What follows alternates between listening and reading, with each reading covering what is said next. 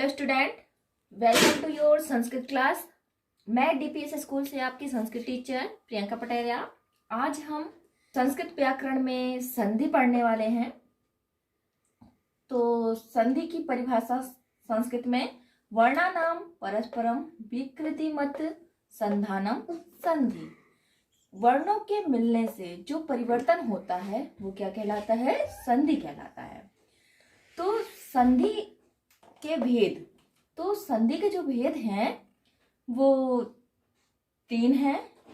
पहली संधि हमारी स्वर संधि है, क्योंकि स्वर को हम अच भी कहते हैं। संस्कृत में हम अच भी कहते हैं, इसलिए स्वर संधि को हम अच संधि भी कह सकते हैं। दूसरी संधि हमारी है व्यंजन संधि। चूंकि संस्कृत में हम व्यंजन को हल भी कहते हैं, तो इस कारण से व्यंजन संधि को हम हल संधि भी कह सकते हैं। अब तीसरी संधि जो है हमारी विसर्ग संधि है। संधि के 3 भेद हैं, आपके स्वर संधि, व्यंजन संधि और विसर्ग संधि। संधि के करते समय हमें 2 चीजों का ध्यान रखना चाहिए, एक संधि विच्छेद और दूसरी संधि।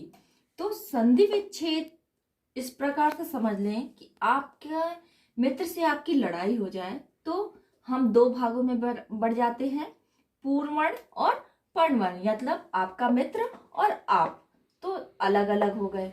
अब वही जब आपकी दोस्ती फिर से स्टार्ट हो जाए तो आप क्या कर लेते हो? मित्रता कर लेते हो।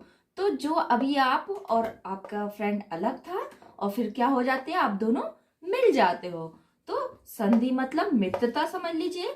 संधि विच्छेद मतलब जब दोस्त से, अपने फ्रेंड से लड़ाई हो जाए तो क्या करते हैं हम लोग? अलग अलग गाल फुला के बैठ जाते हैं। बस वही यहाँ है।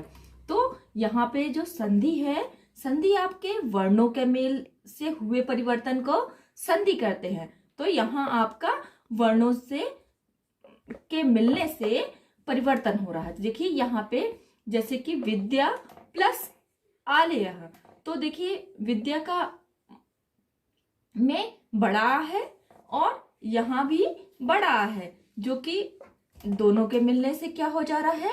विद्या विद्यालय, विद्या प्लस आलय विद्यालय। तो स्टूडेंट, आपने आज संधि के बारे में थोड़ी सी जानकारी प्राप्त की।